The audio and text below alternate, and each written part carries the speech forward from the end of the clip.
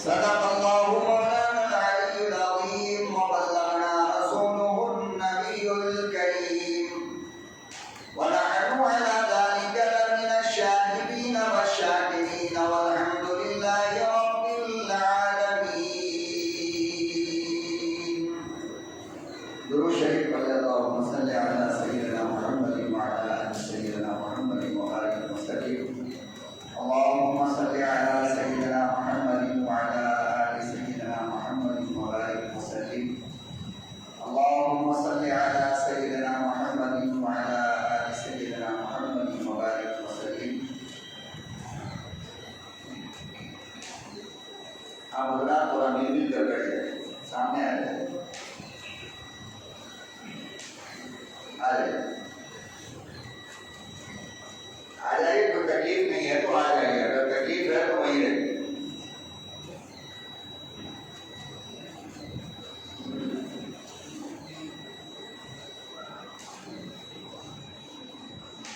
نہایت قابل قدر بزرگوں اور دوستوں،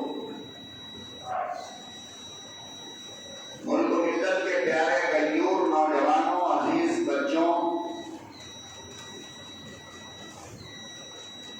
نہایت ہی محترم اور قابل قدر پردہ نشین میری لاڈلی ماں اور بہنوں،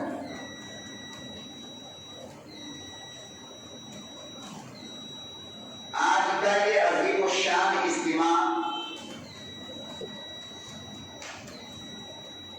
جو خصوصیت کے ساتھ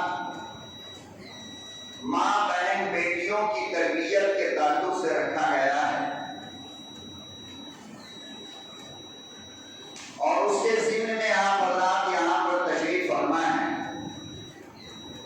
میں اپنی ماں بہنوں کا، بیٹیوں کا اور آپ حضرات کا دل کی گہرائیوں سے شکریہ ادا کرتا ہوں کہ موجودہ زمانے میں جب بیوی اپنے شوہر کی بات نہیں سنتی، بچہ اپنے ماں باپ کا کہا نہیں سنتا، آپ حضرات ہمیں سننے کے لیے صبر سکون سے بیٹھے رہیں. اللہ پاک اس کا اجر اور اس کا بدلہ آپ کو دنیا میں بھی عطا فرمائے اور آخرت میں بھی عطا فرمائے.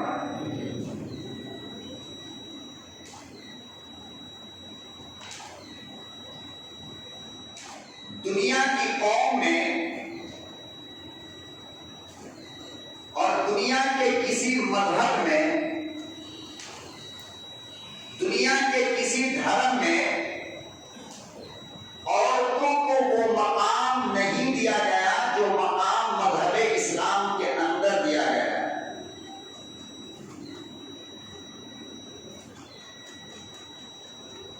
ہمارے اور آپ کے آقا جناب رسول امی و ہاشمی صلی اللہ علیہ وسلم کی آمد سے پہلے قرآن کریم کے آنے سے پہلے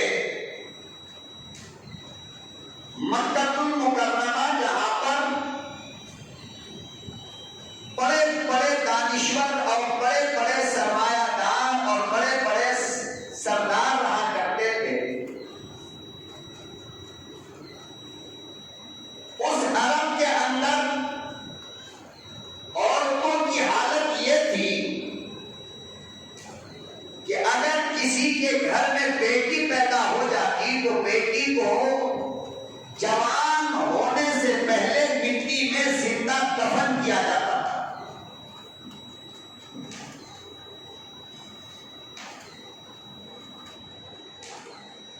عورتیں ایام مخصوص میں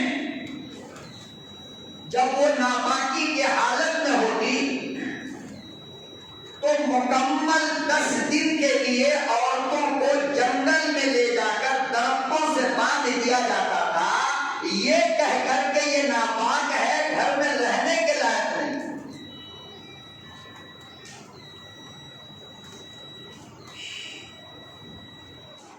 کوئی بھی کام ہو، چھوٹا ہو یا بڑا، عورتوں سے مشورہ لینا اس زمانے میں مرد اپنی توہین سمجھتے تھے، یعنی عورت اس لائق نہیں ہے کہ اس سے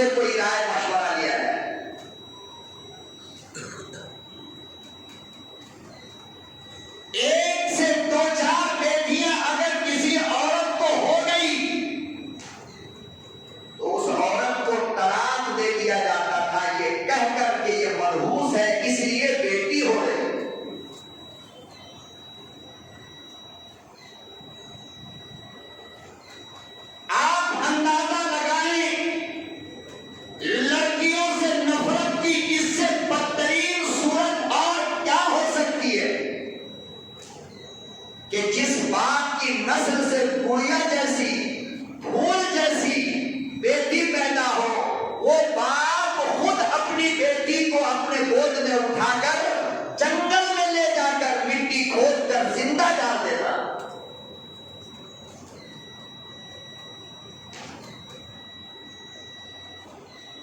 چنانچہ اسلام آیا، قرآن آیا، اماموں کا امام آیا، سید الانبیاء آیا، عورتوں کو عزت اور عصمت دلانے کے لیے آیا، عورتوں کے شان کو بتانے کے لیے آیا، عورتوں کے مقام کو سمجھانے کے لیے آیا. تو لکھا ہے حدیث کی کتاب کے اندر کہ ایک صحابی تھا جس کا نام تھا دہیہ کلبی. کیا نام تھا؟ یاد رکھو گے نہیں؟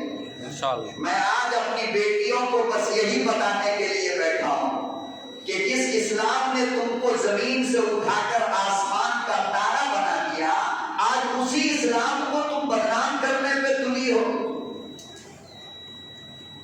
ارے جس اسلام نے تم کو کلی سے پھول بنایا، آج تم اسی درخت کو اپنی بدکرداری سے کاٹنے پہ تلی ہو. ارے جس اسلام نے تم کو انصاف دلا کر کائنات کی دیوی بنایا، آج تم اسی اسلام کی توہین بازاروں میں کروا رہی ہو. تمہیں کچھ تو شرم آنی چاہیے. ورنہ تمہیں پوچھتا کون تھا؟ اسلام کی دین ہے. جب کلمہ آیا تو تمہیں عظمت ملی، جب قرآن آیا تو تمہیں شان ملا، جب محمد آیا تو بیٹیوں کو وقار ملا. ارے جب اسلام آیا تو بیویوں کو عظمت کا دیوی بنا کر کے دنیا میں اسلام نے پیش کیا کہ بیوی وہ نہیں ہے مکہ والوں جو تم سمجھتے ہو. اور آج اسی اسلام کو ہماری ماں بدنام کر رہی ہے. آج اسی اسلام کو کالج میں ہماری بیٹیاں بدنام کر رہی ہیں. آج اسی اسلام کو بازاروں میں ہماری لڑکیاں بدنام کر رہی ہے. تو انصاف کون کرے؟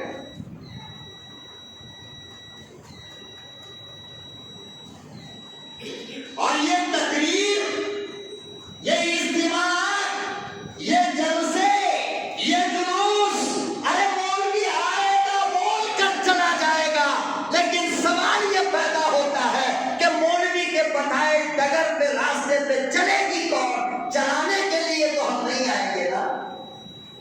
چلنا تو تمہیں ہے.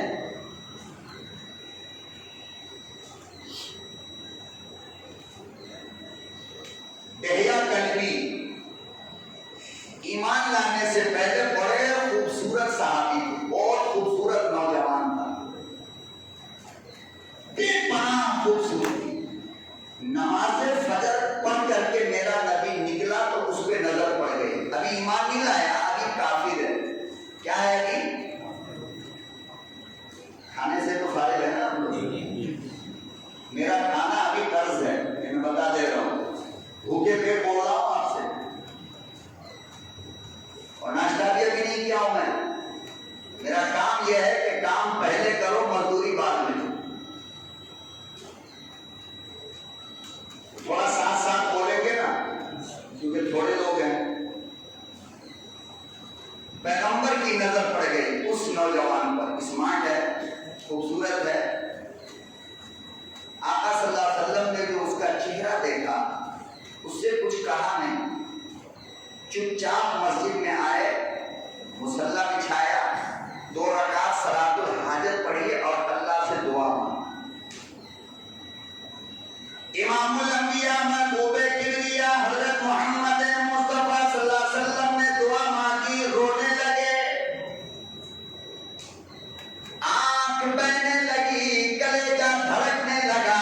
جھولی رب کی عدالت میں پھیلا کر بھیک مانگ کر کہنے لگے، میرے مولا اتنا خوبصورت نوجوان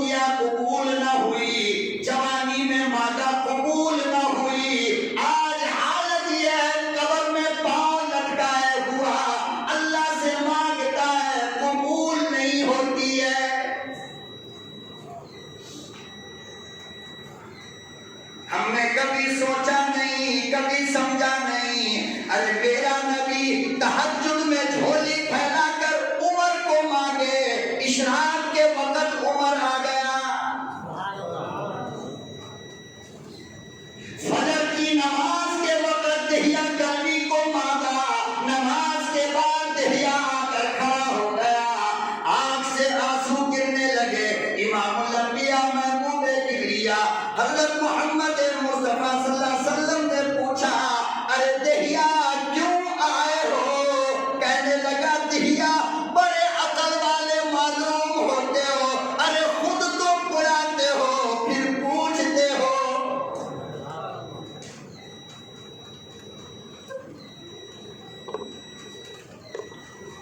رو رو کر مجھے بلایا، اللہ کی عدالت میں جھولی پھیلا کر بلایا، پھر پوچھتے ہو کیوں آئے؟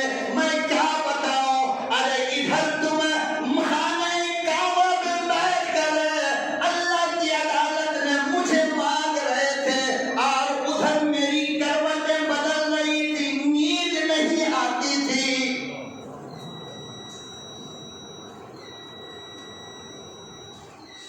غلام بننے کے لیے آیا ہوں، کلمہ پڑھنے کے لیے آیا ہوں، اشہد ان لا الہ الا اللہ۔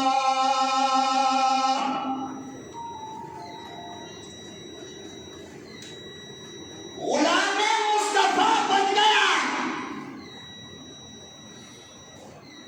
دامن اسلام میں آ گیا، اسلام کی چادر اپنے جسم پہ ڈالی ہے، تو بہت پہلے کی جوانی کا گناہ یاد آیا۔ کیا یاد آیا؟ ہاں، اسی کو اسلام کہتے ہیں کہ گناہ تو ہوتا ہے، مگر اسلام اسے کہتے ہیں جو اسے اپنا گناہ یاد دلا دے مرنے سے پہلے، ورنہ جس آدمی کو گناہ کا احساس نہیں ہوتا سمجھو کہ اس کے لیے ایمان کا خطرہ ہے، یہ توبہ کیے بغیر مرے گا۔ گناہ کے بعد اگر احساس ہو جائے سمجھو ایمان زندہ ہے۔ ہمارا قصور کیا ہے؟ ہم گناہ کر کے بھی گناہ نہیں مانتے، گناہ کر کے بھی ہم گناہ نہیں مانتے۔ مولانا صاحب تو پاگل ہے، یہ گناہ ہے؟ کھڑے ہو کر پانی پی لیے کہتا گناہ ہے، یہ گناہ ہے؟ ساری دنیا کا بیل کھڑا ہو کے پی رہا، ہم بھی ایک بیل سمجھو۔ ہمارا قصور ہے ملت کے لوگوں، ملت کی بیٹیوں، ملت کی ماں، تم اس لیے دنیا کی سب سے بڑی مجرم ہو کہ تم غیر مردوں کو دیکھتی ہو لیکن گناہ نہیں سمجھتی۔ غیر مرد تجھے دیکھتا ہے لیکن تم گناہ نہیں سمجھتی، یہ جرم ہے یہ تمہارا۔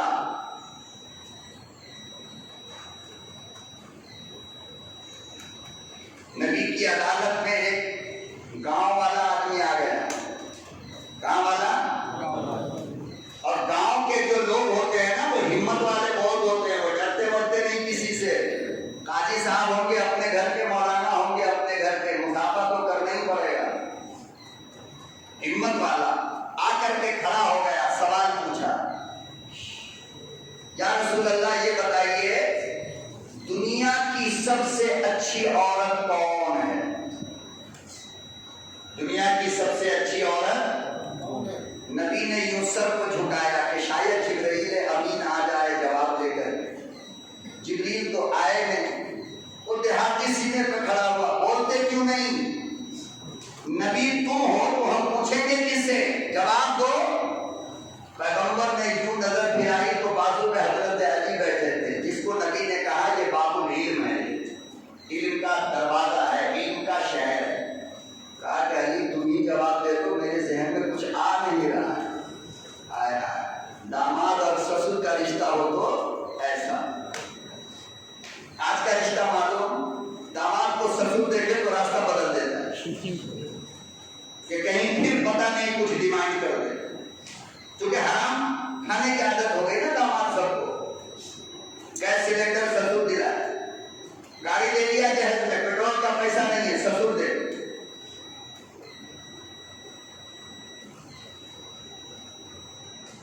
نبی نے یوں چہرہ پھرایا علی کی طرف، فرمایا علی تم ہی کو جواب دے دو۔ حضرت علی بھی سر کھجانے لگے، فرمایا ہمیں بھی نہیں پتا ہے، ایک کام کیجئے اس سے تھوڑا ٹائم لے لیجئے، میں ابھی آپ کے گود میں پلی پڑھی بڑی ہوئی فاطمہ سے پوچھ کے آتا ہوں، وہ صحیح جواب دے گی۔ چونکہ عورت کا مسئلہ ہے نا، وہ فاطمہ ہی دے سکتی ہے ایسا جواب، کوئی اور تو دے نہیں سکتا ہے۔ میری ماں، میری بیٹیوں، میرے جگر کی ٹکڑا، میری لاڈلیوں، آؤ فاطمہ کی غلامی کرو، رب کعبہ کی قسم، کل قیامت کا میدان ہوگا، تمہارا ہاتھ ہوگا، فاطمہ کا ہاتھ ہوگا، آگے آگے فاطمہ چلے گی، پیچھے پیچھے سوریا پیٹ کی بیٹی چلے گی۔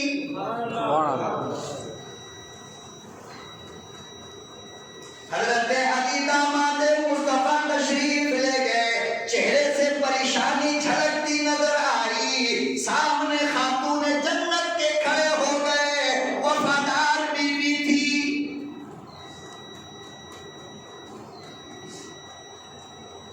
امام الانبیاء محبوب کبریا حضرت محمد مصطفیٰ صلی اللہ علیہ وسلم نے ارشاد فرمایا، او لوگوں، نیک بیویوں کی پہلی نشانی یہ ہے، نیک بیوی کی پہلی علامت یہ ہے، جب باہر سے شوہر آئے تو شوہر کے چہرے کو پڑھے۔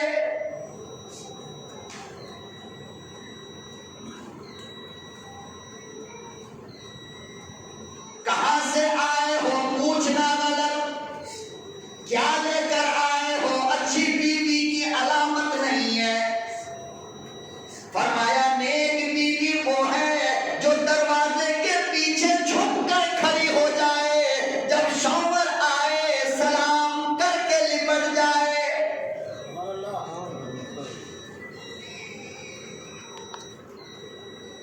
آج ماحول کتنا بدل گیا، معاشرہ کتنا بدل گیا، میاں بیوی کے رشتے کتنے بدل گئے، ایسی ایک بیوی نظر نہیں آتی جو رات گئے تک شوہر کا انتظار دروازہ کھول کے کرتی ہو۔ نہ دسترخوان پر انتظار کرنے والی بیوی رہی، نہ دروازہ کھول کر بستر سے الگ بیٹھ کر انتظار کرنے والی بیوی رہی، نہ شوہر کے آتے وقت سلام کر کے گلے سے لپٹنے والی بیوی رہی۔ پیسہ پیسہ، نوٹ نوٹ نوٹ۔ فاطمہ پیغمبر کے جگر کی ٹکڑا ہے نا، پیغمبر کے گود میں پلی ہے نا، پیغمبر کے گود میں پڑی ہے۔ حیدر کرار کے چہرے کو پڑھا اور سمجھ گئی کہ کوئی بات ہے ضرور۔ فرمایا میرے محبوب کیا بات ہے، چہرے پہ کچھ تھکن لگتی ہے۔ کہا کہ ایک سوال ابا کی خدمت میں آیا ہے، جواب نہ ابا دے سکا نہ ہم دے سکے، آپ ہی دیجئے۔ کہا کیا سوال ہے؟ کہا سائل نے پوچھا ہے کہ دنیا کی سب سے بہترین عورت کون ہے؟ جناب فاطمہ الزہرا نے سر جھکایا اور یوں چہرہ اٹھا کر مسکرایا، حیدر کردار کو دیکھا، فرمایا بالکل معمولی جواب ہے، بالکل معمولی جواب ہے۔ کہا کیا؟ جناب فاطمہ الزہرا کہنے لگی کائنات کی سب سے پیاری، سب سے نرالی، سب سے اچھی، سب سے عظمت والی، سب سے وقار والی، جنت کی حقدار بننے والی، اللہ کی محبوب، اللہ کی پیاری وہ لڑکی ہے، وہ عورت ہے جس کو زندگی میں جب سے بالغ ہوئی نہ کسی غیر مرد نے دیکھا، نہ اس نے کسی غیر مرد کو دیکھا۔ سبحان اللہ۔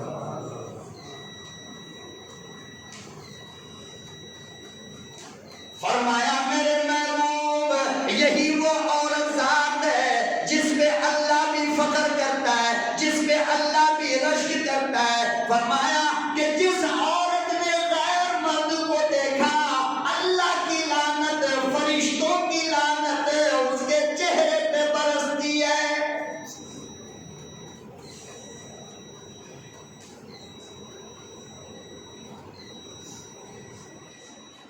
یہی وجہ ہے جناب فاطمہ الزہرا جب بیمار پڑی، جب آپ کا انتقال ہونے لگا، حیدر کرار کو بلایا، حضرت علی کو بلایا، فرمایا میرے شوہر میری ایک نصیحت سنو، اللہ کی قسم تجھے واسطہ ہے عمل کرنا۔ فرمایا کیا ہے؟ کہنے لگی جب میں مر جاؤں، میری میت تیار ہو جائے تو رات کے اندھیرے میں میرا جنازہ لے کر جانا۔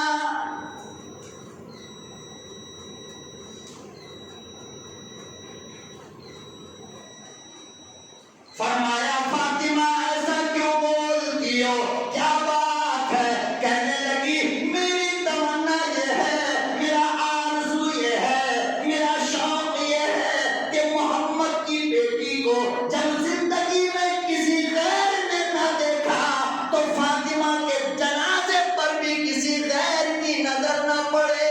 سبحان اللہ۔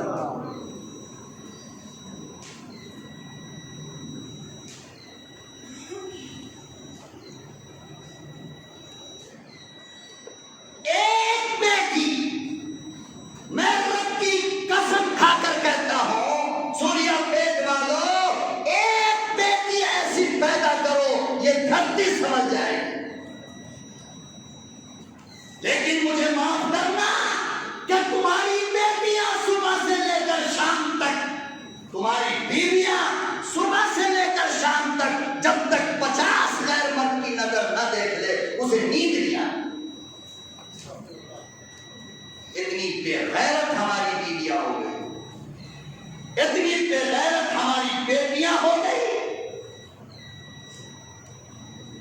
اور ایک مسئلے کی بات سن لو، کوئی 5 دامن اگر یہ کہتی ہے کہ میں تو مولانا گھر میں رہتا ہوں، رہتی ہوں، میں نے تو کسی غیر کو نہیں دیکھا، تو علماء نے لکھا ہے کہ موبائل کے اسکرین پر بھی اگر غیر مرد کو دیکھا اس کا بھی حکم ہوئے، اس کا بھی حکم۔ اب بتاؤ کہ کون بچی ہے؟ پاکستانی سیریل، یوٹیوب میں ڈش بنانے کا طریقہ اور وغیرہ وغیرہ، ارے ہزاروں راستے ہیں میری بیٹیوں کہ جس راستے سے شیطان تمہیں غیر مردوں کو دکھاتا ہے۔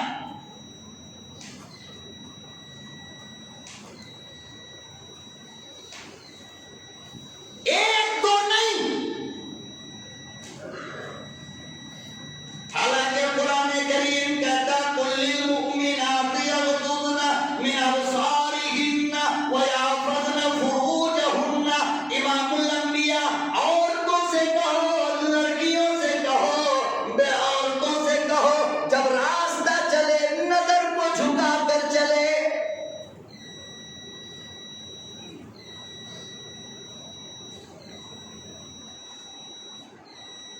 میری لاڈلیوں، میری بیٹیوں، میری ماں، اسلام کو تمہارے پردے کا کتنا حکم ہے کہ تمہیں مسجد میں آ کر اذان دینے سے منع کر دیا۔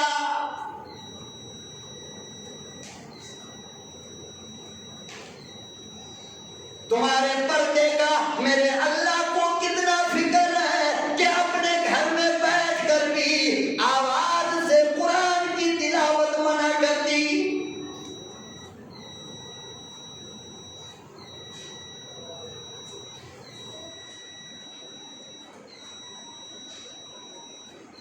سوچو سمجھو کہ جب اللہ کا نام ہم با آواز بلند نہیں لے سکتے تو گانا گا سکتے ہیں کیا؟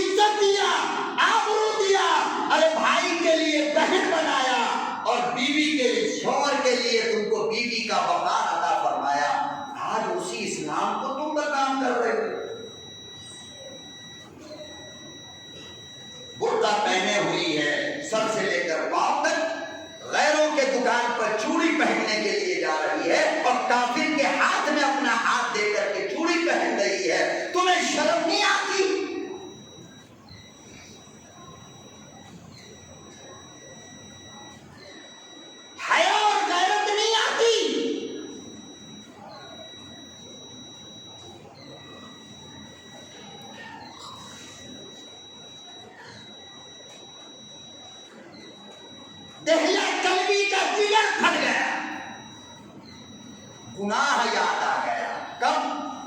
ایمان لانے کے بعد. میرے آقا کی مجلس لگی ہے، دہیا کلبی اکیلے میں بیٹھ کر کے سر کو جھکائے رو رہا ہے. اور اتنا رویا کہ اس کی ہچکیوں کی آواز پیغمبر کی مجلس میں آنے لگی. کہاں آنے لگی؟ بولو. مجلس میں آنے لگی. میرے آقا نے مجلس کو روکا، فرمایا رکو، دہیا کو بلاؤ. ابھی تو کچھ دیر پہلے کلمہ پڑھا ہے، کیا تکلیف ہو گئی؟ کیوں اتنا رو رہا ہے؟ دہیا کلبی تشریف لائے، روتے روتے فرمایا میرے آقا میرا ایک اتنا بڑا گناہ ہے جو اللہ معاف نہیں کر سکتا ہے. اللہ معاف نہیں کر سکتا. فرمایا کیا گناہ ہے؟ کہا کہ مکے کے اندر ایک تنظیم ہے، مکے کے اندر ایک تنظیم ہے جس تنظیم کا کام یہ ہے کہ جس گھر کے اندر لڑکی پیدا ہو اس گھر کو تلاش کر کے اس کی لڑکی کو اٹھا کر زندہ دفن کیا جائے. میں اس تنظیم کا صدر ہوں اور آج تک 100 لڑکیوں کو اپنے ہاتھ سے دفن کر چکا ہوں.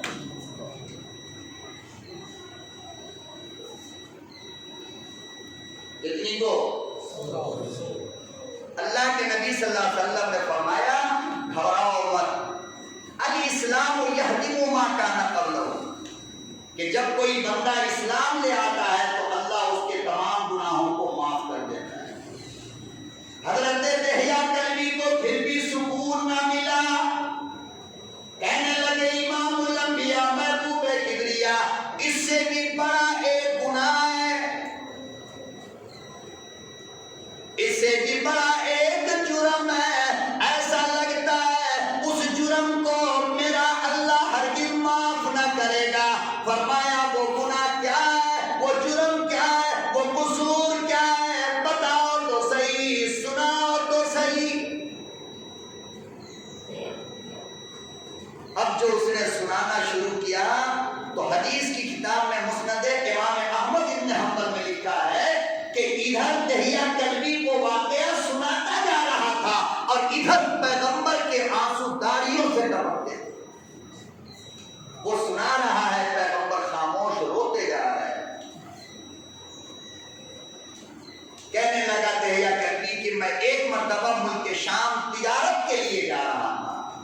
اس لیے میری بیوی کو بچہ ہونے والا تھا اور چونکہ میں ایک ایسی تنظیم کا صدر تھا تو میں نے اپنی بیوی سے کہا کہ دیکھو اگر لڑکا ہو تو زندہ رکھنا، اگر لڑکی ہو تو میرے آنے سے پہلے اپنے ہاتھ سے اسے زندہ دفن کر دینا.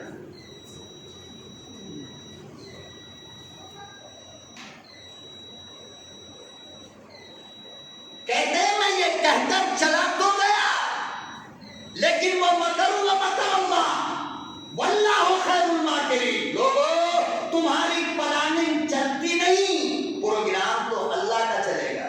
بیٹا یا بیٹی تیرا باپ نہیں دیتا، اب کوئی پیر نہیں دیتا، بلکہ یہ کون دیتا ہے؟ یہ تو ہماری عقل کی ٹور بیٹی لوگ ہیں جس کی عقل ماری گئی کہ پیروں کے پاس جا کر منت چڑھاتی ہے اور کہتی ہے کہ صاحب 4 بیٹی ہو گئی، پیر صاحب ایک بیٹا دے دو. یہ پیر جو الو کا پٹھا ہے یہ بیٹا دے گا ان کو؟ اگر پیر کے ہاتھ میں بیٹا بیٹی ہوتی تو پیر کو خود 14 بیٹی کیوں ہوتی؟ مگر ہماری اماں کو سمجھائے تو وہ تو یہی کہے گی بیان کے بعد وہ اس کا کام تھا بولنا، ہم تو پھر جمعرات کو جائیں گے. جاؤ گی جب قیامت کا دن ہوگا، کسی کے قریب اس بیٹے کا ہاتھ ہوگا، تمہارا گریبان ہوگا. سوریا پیٹ کی بیٹیوں یاد رکھو میں جتنی محنت کرتا ہوں اس محنت کی مزدوری قیامت میں وصول ہوں گا. اگر تم نے میرے پیغام کو اپنے پاؤں سے ٹھوکرا چھوڑنے والا نہیں ہوں. تب قیامت کے دن میں کہوں گا میرے اللہ یہ عبد الرحمان کی بیٹی ہے جسے میں نے سمجھایا، بھوکا پیٹ رہ کر کے جگر پھاڑ کر گلے سے خون آنے کو تھا، میں نے سمجھایا یہ پھر بھی نہیں مانا. بچنے کا تو سوال ہی نہیں۔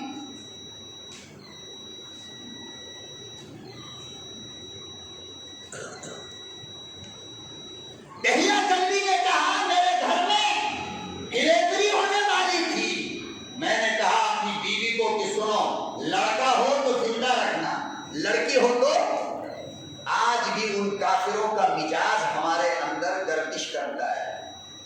ایک بیٹی ہو جائے گی نا گھر میں تو پہلے ساس کا منہ تھوڑا ٹیڑھا ہوگا، اوہو پہلی بیٹی کیسی، تو بیٹا سمجھائے گا ارے امی یہ تو پہلا ہے نا، دوسرا اللہ بیٹا دے گا انشاءاللہ۔ پھر دوسری بیٹی ہو گئی تو اب جو یہ نند ہے نا جنت کی حور صفت، یہ ماں کو کہے گی امی یہ بھابھی ذرا منحوس لگ رہی ہے۔ پھر بیٹی ہوئی نا، پھر بھائی آ کر کے سمجھائے گا ارے ابھی لمبی عمر ہے اللہ آگے 2 بیٹا دے دے گا۔ پھر تیسری عجیب اتفاق ہے کہ بیٹی ہوئی تو اب شوہر کی ناک بھی ٹیڑھی ہو رہی ہے۔ میں ان ظالموں سے بس اتنا پوچھتا ہوں کہ بتاؤ یہ لڑکی کے اپنے اختیار میں تھا بیٹا اور بیٹی؟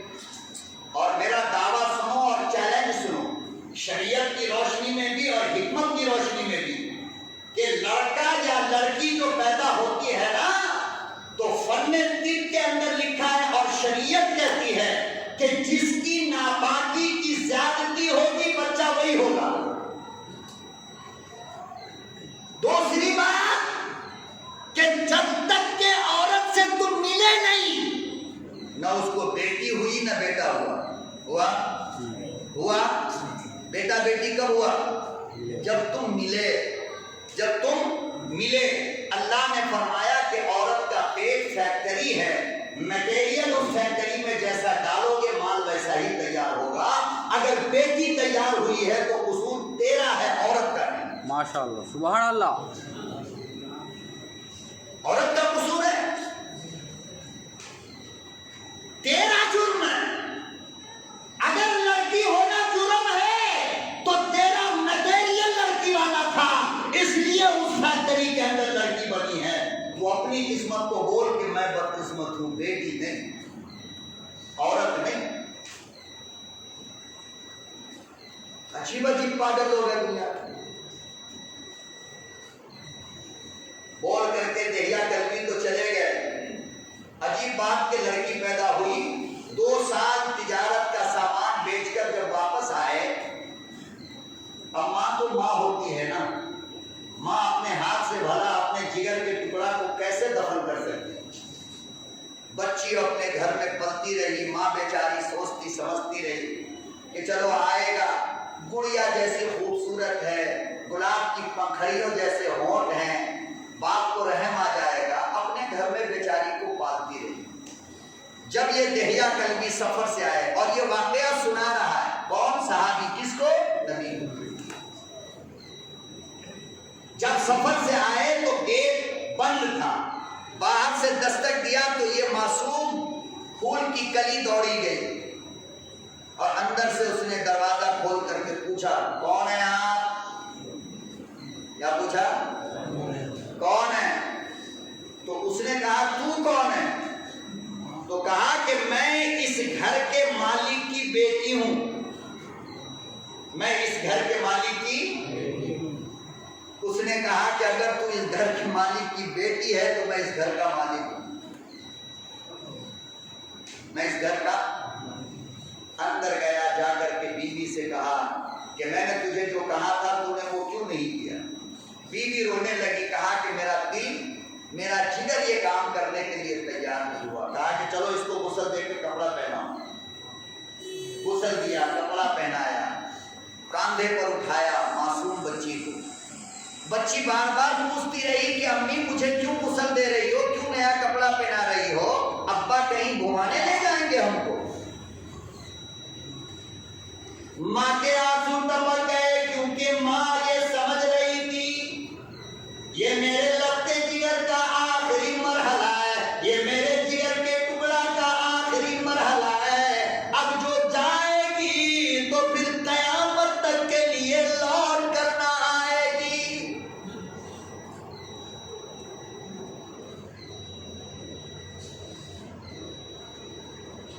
کپڑا پہنایا گیا،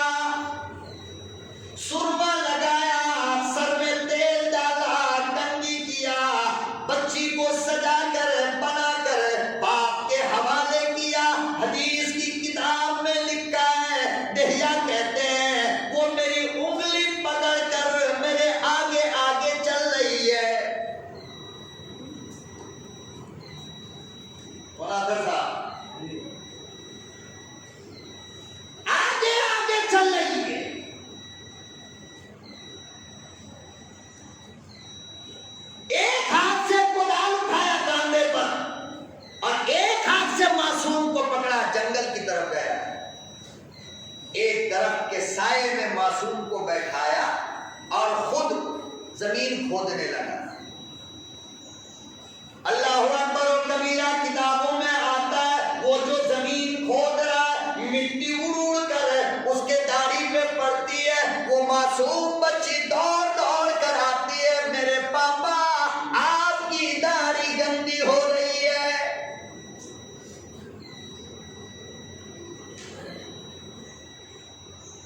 معصوم پیارے پیارے پھول جیسے ہاتھوں سے ابا کی داڑھی جھاڑتی ہے اور پوچھتی ہے, میرے ابا پسینہ آ رہا ہے, چھوڑو کیوں گڑھا کھودتے ہو, سائے میں آؤ, ٹھنڈ میں آ کر بیٹھو, کیوں مصیبت میں پڑے ہو. مگر وہ جو کفر کا جنون تھا دماغ پہ سوار وہ رکنے کا نام نہیں لے رہا تھا. وہ کھودتا جا رہا ہے, کھودتا جا رہا ہے. ایک مرد کے برابر جب گڑھا کھود چکا, اب اس معصوم بچی کے بال کو پکڑ کر کھینچا. بچی کہنے لگی, بابا یہ کیوں کر رہے ہو؟ کہنے لگا تجھے دفن کروں گا. بچی کو بات سمجھ میں آئی, کہنے لگا میرے ابا مجھے چھوڑ دو, مجھے معاف کر دو, میں تمہارے گھر لوٹ کر نہ جاؤں گی, مگر بیٹی کے خون سے اپنے ہاتھ رنگین نہ کرو.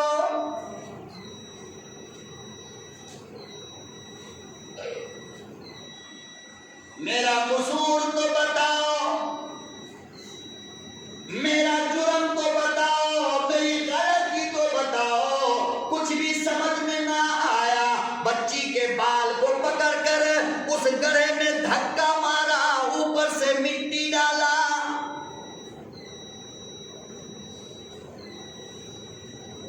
لکھا ہے حدیث میں کہ جب مٹی ڈالتا ڈالتا ڈالتا گلے تک آ گیا باپ, تب بیٹی نے اپنے سر کو اٹھا کر رب کی عدالت میں دعا مانگی, اے میرے پروردگار, اپنے روئے زمین پر کوئی ایسا بندہ بھیج دے کہ جو میرے بعد کسی اور بچی کو دفن ہونے سے بچا لے.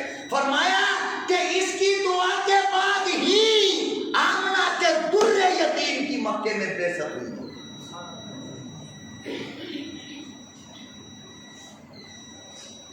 اس کے بعد پھر کوئی بیٹی زندہ دفن نہیں.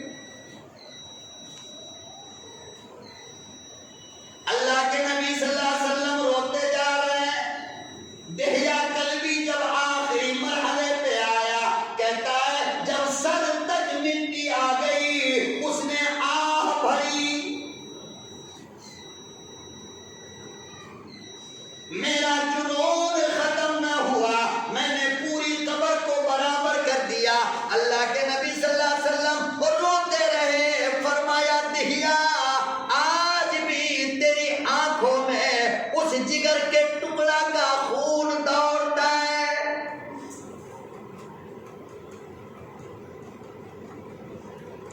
یہ حالت تھی اسلام آنے سے پہلے. کس کی؟ بولو بھائی کس کی؟ اور یہ حالت تھی اسلام آنے سے پہلے لڑکیوں کی.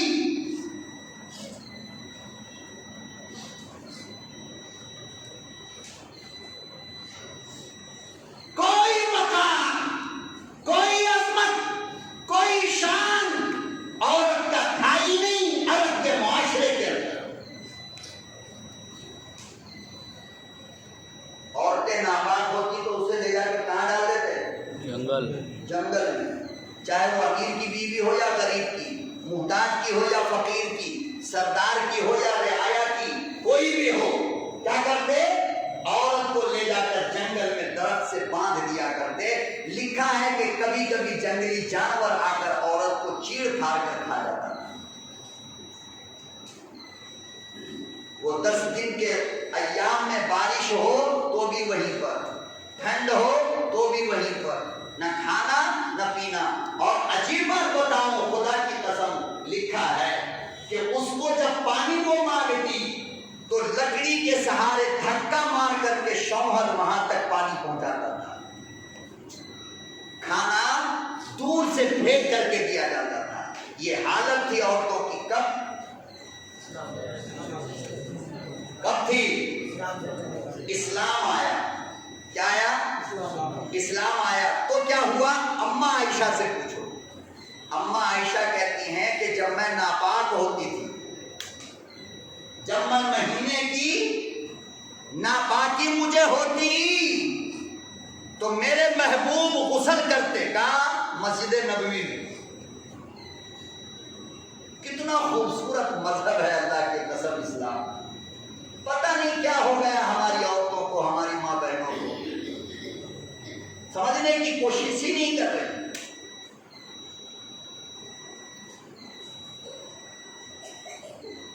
ساری زندگی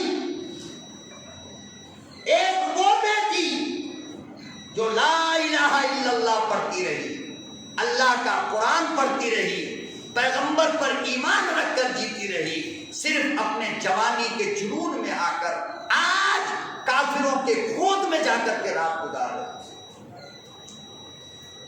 جس منہ سے کبھی رام، کبھی سیتا، کبھی گنیش کا ورد ہو، اور اس کے بستر پہ جا کر کے کلمہ والی بیٹی اگر سو رہی ہو تو خدا کی قسم دل کرتا ہے کہ اللہ یہ دیکھنے سے پہلے قیامت کیوں نہ آئے۔ جس پیشانی کے اوپر نماز کی نشانی ہوتی، آج اس بیٹی کے ماتھے پر سندور لگا ہے، وہ دیکھنے سے پہلے میرا اللہ مجھے اندھا کیوں نہ کر دیا۔ کون ذمہ دار ہے؟ کون ذمہ دار ہے اس کا؟ سب سے بڑا ذمہ دار باپ ہے، سب سے بڑی ذمہ دار ماں ہے، جس نے اپنے بچوں کو کی نگرانی نہیں کیا، پتہ نہیں کیا میری بیٹی جاتی کہاں ہے، آتی کہاں سے۔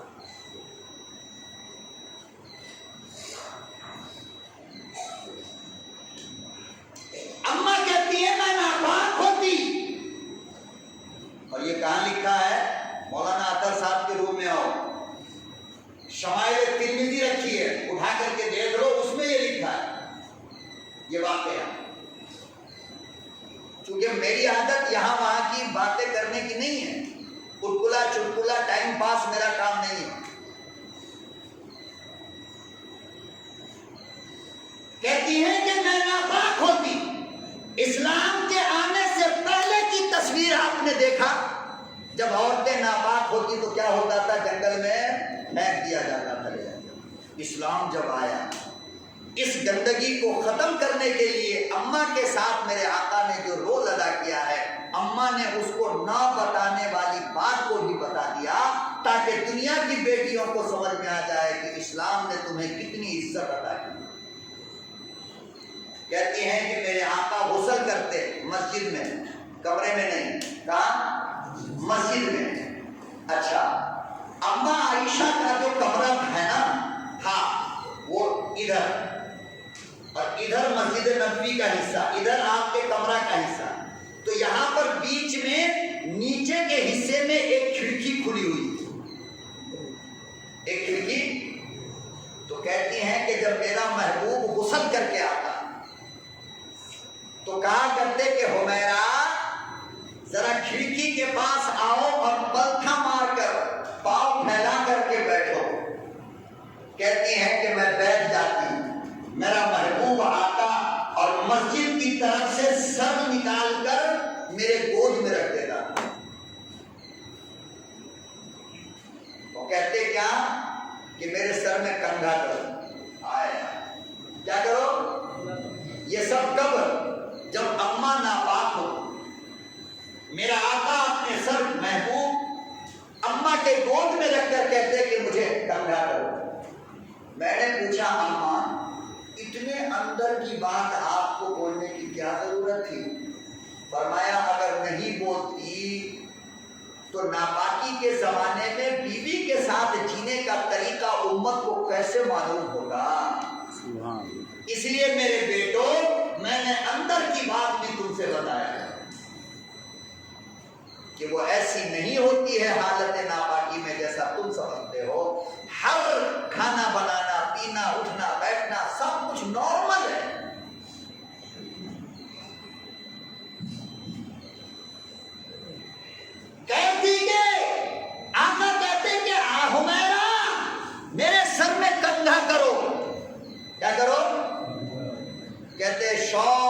نبوت والا سر میرے گود میں میرے محبوب رکھ دیتے اور میں اس میں کنگھا کیا کرتی تھی۔ یہیں سے ایک سنت کا پتہ اور چلا کہ بیوی کا شوہر کے سر میں کنگھا کرنا، تیل ڈالنا، یہ بھی سنت ہے۔ کیا ہے؟ یہ بھی سنت ہے۔ کم سے کم اپنی بیٹیوں سے کہتا ہوں اس ایک سنت کو زندہ کر دو۔ میرے آقا نے فرمایا من تمسک بسنتی ان فساد امتی فلہ اجر مئۃ شہید، کہ جب سنت مر رہی ہو اگر کسی نے ایک سنت کو زندہ کر دیا، فرمایا قیامت کے دن میں محمد وعدہ کرتا ہوں 100 شہیدوں کا ثواب اس کو دلاؤں گا۔ کتنے شہید کا؟ 100 شہید۔ چپل تو آپ پہنتے ہو نا، پہنتے ہو نا، اتارتے بھی ہو، لیکن کوئی ثواب مل رہا ہے؟ چپل پہننے پہ اتارنے پہ کوئی ثواب مل رہا ہے آپ کو؟ نہیں نا۔ میں طریقہ بتاتا ہوں، جب پہنو تو پہلے رائٹ سائڈ اور اس کے بعد لیفٹ، جب اتارو تو اس کا الٹا کرو، پہلے لیفٹ کا اتارو پھر رائٹ کا اتارو۔ نیت یہ ہونی چاہیے کہ میرے آقا کا طریقہ یہی، میرے آقا کا طریقہ۔ فرمایا کہ دیکھو قیامت تک تمہیں چپل پہننے اور اتارنے کا ثواب ملتا رہے گا۔ یہ کوئی معمولی بات ہے؟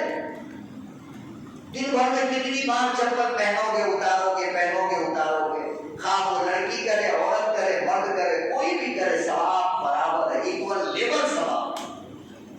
ایک سنت زندہ کرو میرے نبی، اللہ اس کی برکت سے اور سنت زندہ کرنے کی توفیق دے دے۔ اور آگے سنو، کہتی ہے کہ میں ناپاک ہوتی اور دسترخوان پہ کھانا لگتا تو ہڈی مجھے بہت پسند تھی، ہڈی مجھے بہت پسند تھی اور ہڈی میرے محبوب کو بھی پسند تھی۔ ہم دونوں ہڈی کو بہت شوق سے چوستے تھے، کھاتے تھے۔ تو کہتی ہے کہ ایک مرتبہ میں ناپاک حالت میں تھی اور گھر میں کھانا بنا تو تھوڑا سا گوشت تھا، اس میں ایک ہی ہڈی تھی۔ کتنی؟ ایک ہی ہڈی۔ اماں ذرا پتلی دبلی تھی، وزن کم تھا، ہے نا، بالکل باریک تھی اماں عائشہ صدیقہ رضی اللہ تعالیٰ، بالکل باریک۔ اللہ کے نبی صلی اللہ علیہ وسلم نے ایک مرتبہ سفر میں جاتے ہوئے فرمایا عائشہ، صحابہ آگے بڑھ گئے اور اماں اور امام الانبیاء پیچھے رہ گئے، تو فرمایا عائشہ آؤ آج دونوں دوڑ کا مقابلہ کریں گے۔ کیا کریں گے؟ کیا کریں گے؟ دوڑ کا۔ اماں نے کہا ٹھیک ہے، اور نبی کا وزن بھاری تھا، عمر بھی زیادہ اور وزن بھی، دونوں ایک لیول میں کھڑے ہو گئے، کہا آرے جی۔ اماں ایک سیکنڈ میں بھاگ کر دور جا کے کھڑی ہو گئی، نبی آہستہ آہستہ پیچھے سے آ رہا ہے۔ اماں عائشہ نے وہاں جا کر یوں ہاتھ اٹھایا، کہا جیت گئی نا۔ اچھا حدیث میں اس کو بیان کیا گیا، کہاں؟ بول بھائی، کہاں؟ کبھی آپ نے سوچا کہ آخر یہ بیان کرنے کی ضرورت کیا ہے؟ میرا نبی بتانا چاہتا تھا کہ تم زمانے کے ولی کیوں نہ ہو، زمانے کے قطب کیوں نہ ہو، زمانے کے عالم کیوں نہ ہو، چاہے جتنے بڑے ہو، کبھی کبھی اپنی بیوی کے ساتھ ایسی دل لگی اور ہنسی مذاق بھی کیا۔ ہفتے میں ایک آدھ دن، مہینے میں ایک آدھ دن، یا گیس سلنڈر لے لو، چولہا لے لو، چاول لے لو، بہترین گوشت لے لو، سارا سامان لے لو، فروٹ لے لو، گاڑی میں بیٹھو، بیوی کو لے کر، بچوں کو لے کر جنگل میں چلے جاؤ کہیں دور، وہاں جا کر کے بیٹھو، آرام سے کھانا کھاؤ پیو، گھر واپس آ جاؤ۔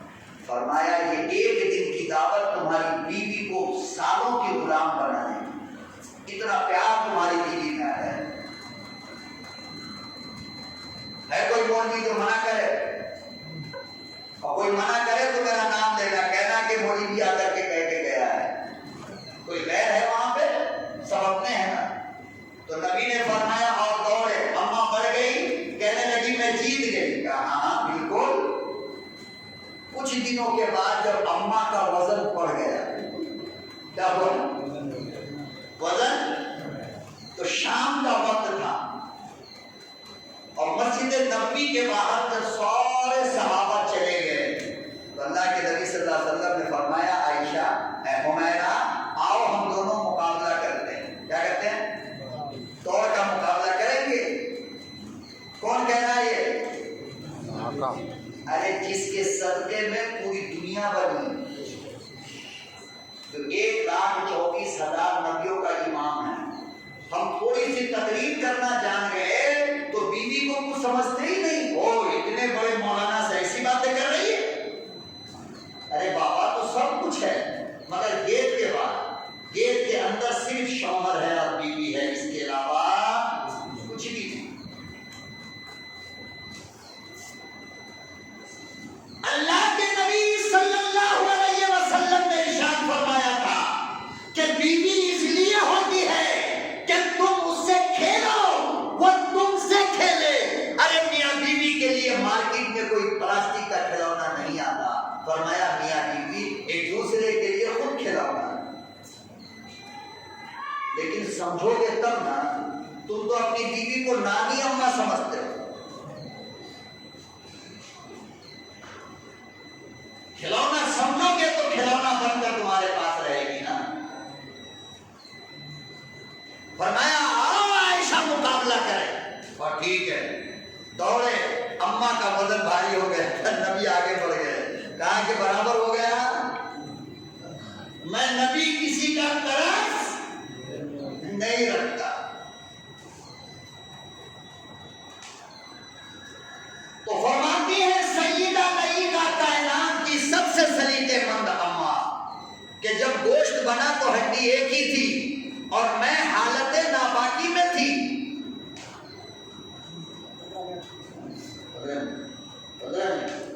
بس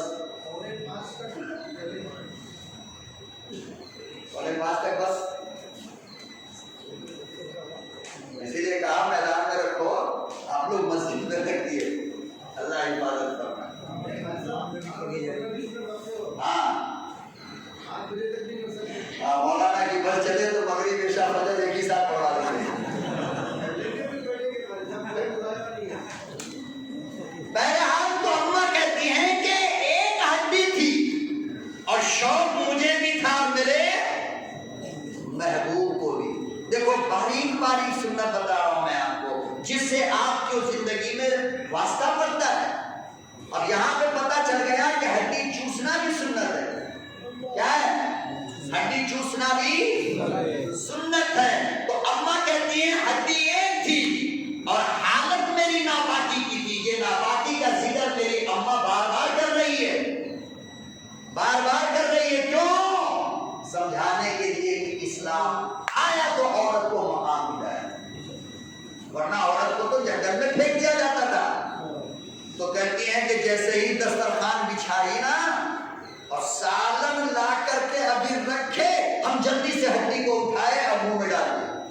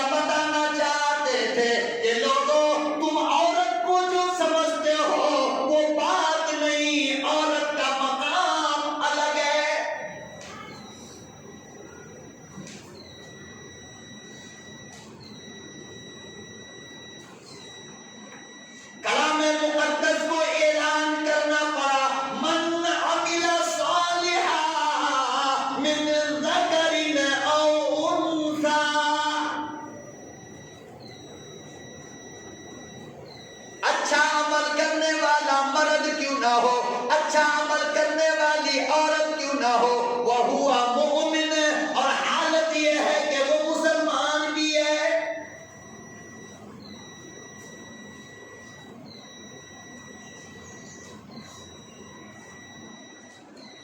پروردگار عالم نے وعدہ کیا کوئی بھی اچھا عمل کرے، عورت ہو یا مرد ہو، کالا ہو یا گوری ہو، کوئی بھی ہو، جو بھی اچھا عمل کرے گی فَلَنُحْيِيَنَّهُ حَيَاتًا طَيِّبَةً، میں اسے پاک زندگی دوں گا۔ کوئی اونچ نیچ نہیں، کوئی اونچ نیچ، بلکہ بعض موقع پر تو مولانا مرد سے زیادہ مقام عورت کو اللہ نے دے دیا ہے۔ بعض موقع پر حدیث نبوی ہے، اللہ کے نبی صلی اللہ علیہ وسلم نے فرمایا کہ عورت جب تک لڑکی رہتی ہے، کنواری، شادی نہیں ہوئی، تو وہ ایک نماز پڑھتی ہے تو ثواب ایک کا ملتا ہے، ایک نماز کا ثواب ایک۔ میرے آقا نے فرمایا کہ جب شادی ہو جاتی ہے، اب جب وہ ایک نماز پڑھتی ہے تو 21 نماز کا ثواب ملتا ہے۔ کتنے کا؟ 21۔ اور مولوی صاحب زندگی بھر ایک پڑھے گا تو ایک ہی کا ملے گا، چاہے کمارا ہو چاہے شادی والا ہو۔ ہمارا 21 ہوا تو دیکھو کس کو پاور مل گیا۔ اب پوچھو کیوں، وجہ کیا ہے؟ وجہ یہ ہے جب کنواری تھی تو ذمہ داری کوئی نہ تھی، نماز پڑھتی تھی۔ اب شادی ہو گئی تو ذمہ داری آ گئی، شوہر کی، کھانے کی، پینے کی، ساس کی، سسر کی۔ اب جو نماز پڑھ رہی ہے وقت نکال کے تو فرمایا کہ اس کے ایک نیکی کو 21 کے برابر کر دیا اللہ نے۔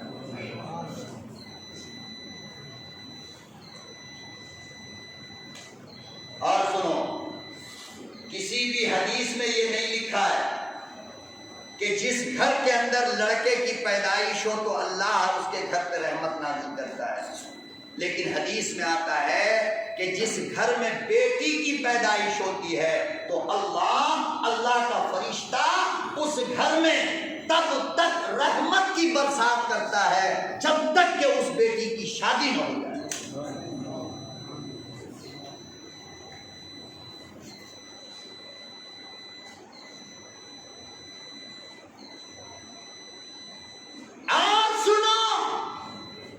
فرمایا جس کے گھر میں 2 لڑکی ہوئی، کتنی؟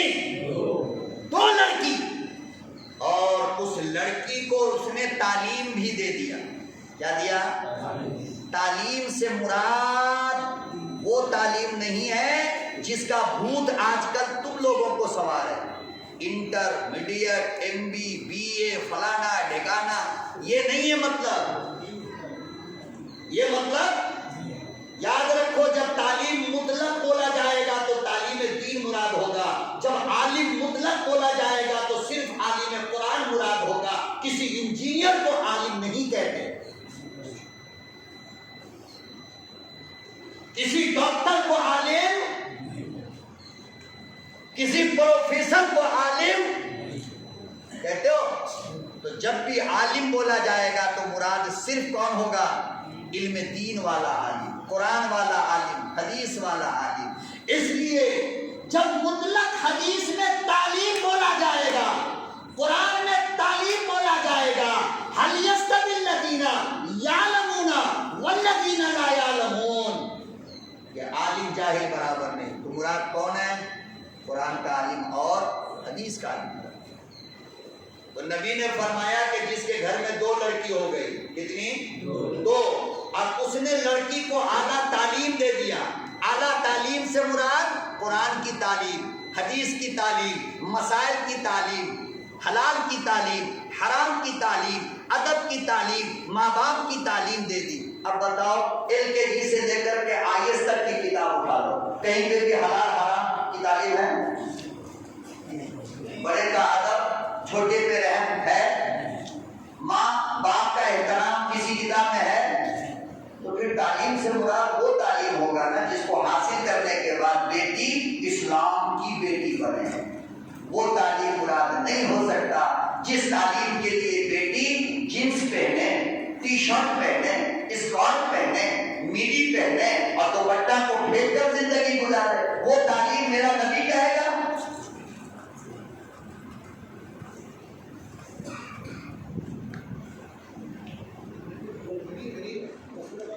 جس تعلیم کے اندر بے حیائی آئے، ماں باپ کی عزت خطرے میں پڑ جائے، میرے رب کے جلال کی قسم وہ علم اللہ حاصل نہیں کر دے گا۔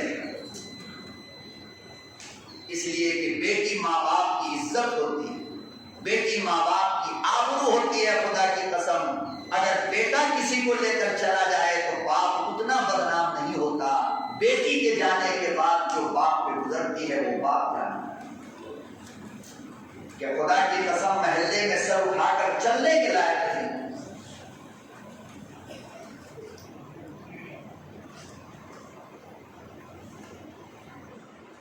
فرمایا کہ تعلیم دے دیا تم نے، دین کی تعلیم، اور پھر فرمایا کہ اس کی شادی بھی کر دیا آپ نے، تو انگلی کو یوں اٹھا کر کے کہا تھا شہادت کی اور پیچھ والی انگلی کو کہ خدا کی قسم قیامت کے دن یہ دو بیٹی کا باپ اور میں اس طرح رہوں گا جس طرح یہ دونوں انگلیاں ہیں، اور اسی طرح ہم دونوں ساتھ ساتھ جنت میں جائیں گے۔ بیٹیوں تمہیں عزت کس نے دیا؟ 14 بیٹا ہو جائے نبی نے نہیں کہا کہ ہم جنت میں لے کے جائیں، 2 بیٹی ہو جائے تو کام۔ اور بیٹی کو باحیا بیٹی، بیٹے کو باحیا بیٹا بنانا یہ صرف اور صرف ماں کا کام ہے، باپ کا اس میں کوئی دخل نہیں۔ اولاد کو شیطان بنانا ماں کا کام ہے، اولاد کو انسان بنانا یہ ماں باپ بیچارہ کوئی مزدوری کرنے والا بازار سے باہر رہتا ہے، محنت کرتا ہے، مشقت کرتا ہے، اسے کیا معلوم کہ گھر کے اندر کیا حالات چل رہے ہیں۔ ہاں البتہ باہر سے جب کبھی کبھی آتا ہے تو بیٹا کو پیسہ نکال کے دیتا ہے، بیٹا 4 سگریٹ لے کے آئے، کیا کہتا ہے؟ پاگل باپ ہے یا نہیں؟ بیٹا سے جو سگریٹ منگائے گا تو کل پیے گا نہیں، تیرا آدھا پھینکا ہوا اٹھا کے نقل کرے گا نا۔ اس لیے باپ کو بھی ہوشیار رہنا ہے۔ لیکن بچے کی تربیت میں سب سے بڑا دخل ماں کا ہوتا ہے، یاد رکھو۔ کیوں؟ اس لیے کہ 9 مہینہ تم اپنے پیٹ میں رکھتی ہو، 2 سال تک اپنے سینے کا دودھ پلاتی ہو، پھر اپنے ہاتھ سے تم مجھے کھانا کھلاتی ہو۔ اے کاش میری اماں تم نے بچپن میں میرے منہ میں لقمہ ڈال کر الحمدللہ کہا ہوتا، میں پوری زندگی الحمدللہ کہتا۔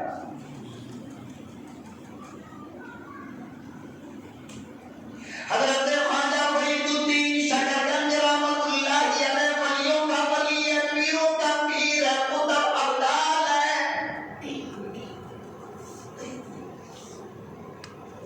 متقیوں کا امام ہے، ولیوں کا امام ہے۔ آپ کا انتقال ہوا، آپ کو لوگ دفن کر کے آئے، چوک چوراہے پر ہوٹلوں میں ذکر چلنے لگا، بڑا نیک تھا، بڑا اللہ والا تھا۔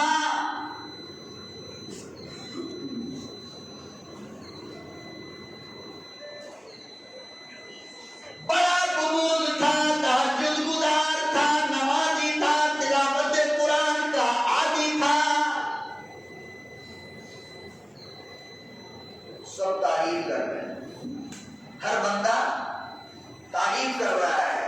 اماں دور کھڑی سن رہی تھی، اماں دور کھڑی سن رہی تھی۔ جب لوگ تعریف کر کے چپ ہو گئے تو اماں قریب آئی پردے کے ساتھ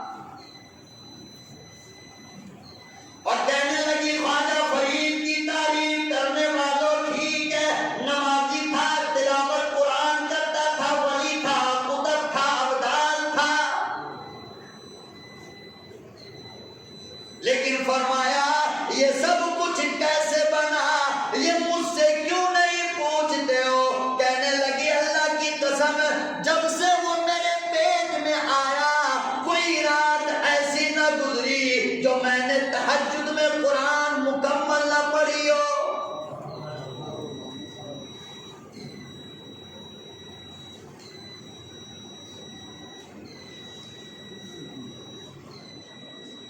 فرمایا کہ خدا کی قسم ہے، رب کعبہ کی قسم ہے، ایک دن بھی میں نے کسی حالت میں کسی وقت میں بے وضو دودھ نہ پلائی۔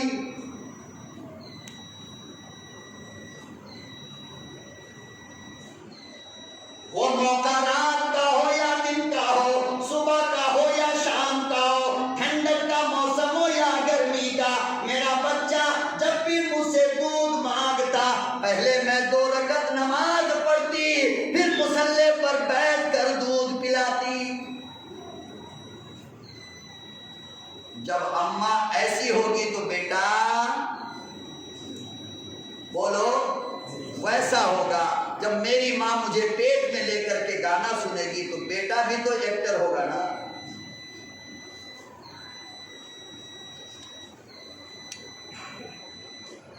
اس لیے میری ماں، میری بہنوں،